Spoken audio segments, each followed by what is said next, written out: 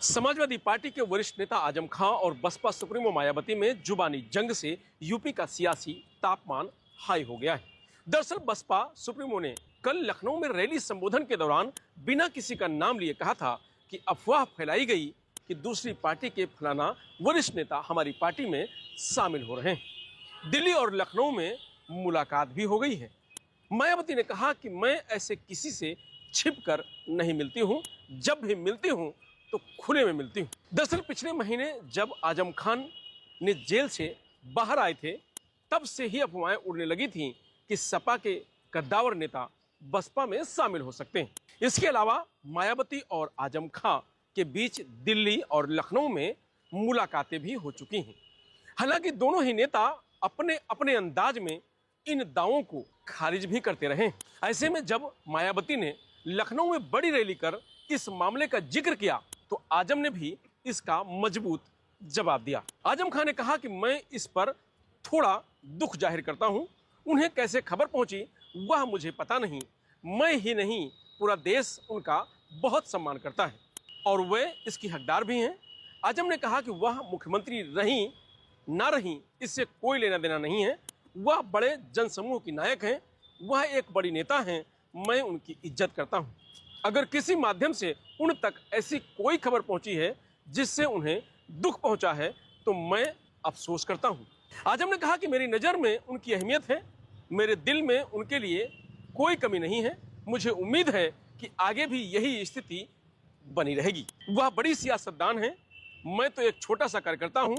पर जब वह रामपुर आई थी तब वह मेरी मेहमान थी और उन्होंने महसूस किया होगा कि मेरा उनके प्रति स्नेह किस तरीके का है, मेरा उनसे जुड़ाव है। बता दें कि आजम के जेल से छूटने के बाद अफवाह उड़ी थी कि वह बसपा ज्वाइन कर सकते हैं। एएनआई से बातचीत में आजम ने कहा कि काशीराम से भी मेरा रिश्ता काफी पुराना रहा है। यह शायद बहुतों को नहीं मालूम होगा कि वह सुबह 4 बजे मेरे पास मिलने आते थे। उन्हें मालूम था कि मैं फज्र की नमाज पढ़ता हूँ।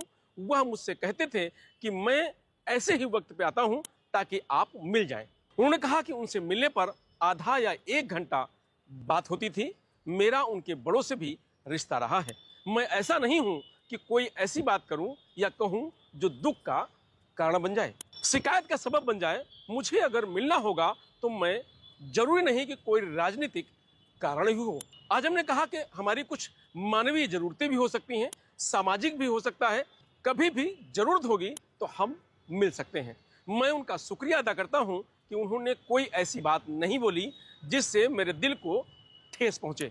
आजम खान ने कहा कि उनकी जो राजनीतिक शिकायत है उसका जवाब उनके स्तर के लोग ही बेहतर तरीके से दे पाएंगे।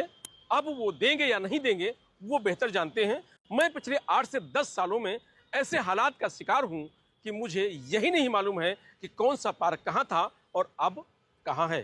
आजम ने कहा कि यह 10 साल बहुत ही सख्त गुजरे हैं। मुझे मालूम नहीं कि आने वाला समय कैसा होगा। अगर सत्ता में आते हैं जिसकी उम्मीद की जा सकती है तो कोशिश की जाएगी कि मायावती की शिकायतों का समाधान जरूर किया जाएगा। आगे कोई ऐसा मौका ना मिले उन्हें। आगे जो समाज और राष्ट्र के लिए काम हो उन पर किसी तरह की ऊंच नीच की बात ना की जाए। गौरतलब है कि 8 अक्टूबर को सपा प्रमुख अखिलेश यादव ने आजम खां के जेल से छूटने के बाद पहली बार रामपुर में उनसे मुलाकात की थी। दोनों नेताओं के बीच बंद कमरे में 2 घंटे तक बातचीत चली थी। इस दौरान आजम खान की पत्नी और बेटे भी मौजूद नहीं थे। बाहर निकलने पर अखिलेश यादव ने कहा था कि आजम साहब बहुत पुराने नेता हैं, हमारी पार्टी का दरख्त यानी बहुत बड़ा वृक्ष है।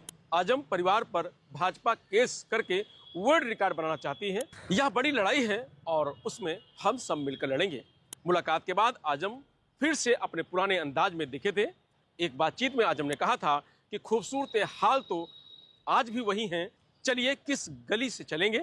अब तो हमारे लिए मोहब्बतों का जुनून समंदर बन चुका है क्योंकि हम हर कसौटी पर कसे जा चुके हैं।